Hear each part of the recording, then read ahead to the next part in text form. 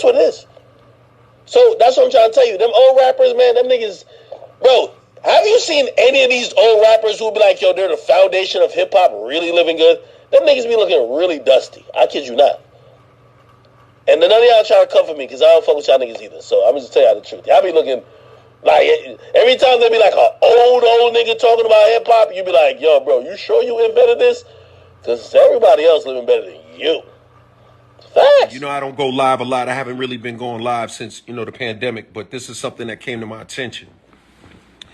It came to my attention that a DJ, and I'm not going to say any names because I don't think it's necessary. A DJ basically said that, you know, a lot of the pioneers in hip hop are, you know, they're dusty, or how can they be the person that, you know, invented hip hop if, you know, they don't have a lot of money, or if they don't look or represent like they have a lot of dough, right? Let me explain something to you, and say this for you guys. Don't confuse someone's ability to develop a business model. Don't conflate. In other words, don't think just because somebody knows how to get money or fails to get money that they didn't make a contribution to the culture. No one discusses Miles Davis's bank account. We don't talk about John Coltrane's bank account. We don't talk about a lot of even rock musicians, a lot of them. We don't talk about their bank accounts. A lot of great country artists, we don't talk about their bank accounts. This idea that you have to have money or else you don't have any value is a bad idea, and it's kind of like, it's a misinformed way of looking at the world and the culture.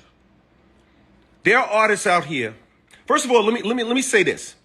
First of all, you know, like, let's talk about like young artists, right? Who I love. I love the young artists. Let's be clear. I'm very much a guy who embraces the young artists. I believe in every generation. I believe in you. I care about you.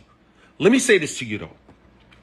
Today, you could come up with your 5-year plan, your 10-year plan, your 20-year plan. You can go find a manager. You can find an accountant. You could find somebody that means something to you, you know, to help you. You could find a team to help your career go to the next level. When hip-hop first started, there were no managers. There were no accountants that believed in it. Record companies didn't even believe in it. Nobody believed in it. How can you make a 5-year plan or a 10-year plan on something that doesn't even exist yet, that people have never even heard of? So just because a couple of these guys and girls and people out here made songs and made music and made contributions to this culture, or even dancers danced and made these contributions to culture, just because they didn't get rich, just because they weren't able to pile up millions or billions of dollars, does not mean that they didn't make a contribution to this culture. That does not mean that they didn't do something. They created an industry that we all ate off of. They created an industry that you eat off of. When you go out there and you go monetize your brand, when you go monetize your brand, when you go get your whatever and do what you got to do to build your career, when you go out there and negotiate your deals and negotiate your checks and talk tough, guess what? That money, that bread, that food that you eating was created by those same people that you disrespecting. That industry was created by them same people that you call in, you know, foul words, foul language. The people that you're referring to. So my thing is this. It's always good. It's always good to get money. It's always important. It's important. It's important to get money. I agree. I'm all about getting paper. I've been talking about it my whole career. But don't ever, ever, ever confuse being rich with making a contribution to our culture. Don't ever play yourself like that again. Because trust me, You playing yourself. Because without these dudes and these girls who started this hip hop culture, a lot of the guys that's out there talking tough, you wouldn't even have a career. We'd be on the corner with a beer talking about what's the next move we gonna make. So I would say approach this game with humility and be glad and be thankful that these pioneers, exactly, slave mentality. Be glad that these pioneers help create this culture. And let's show them love. Let's elevate them. Let's celebrate them.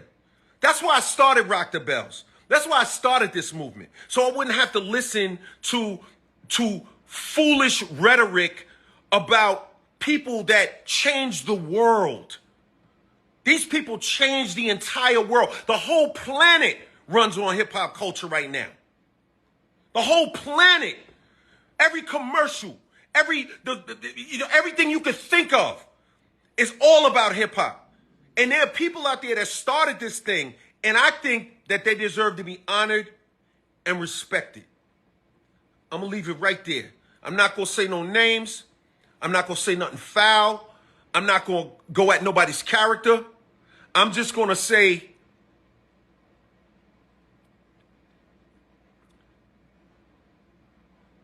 think before you speak. Peace.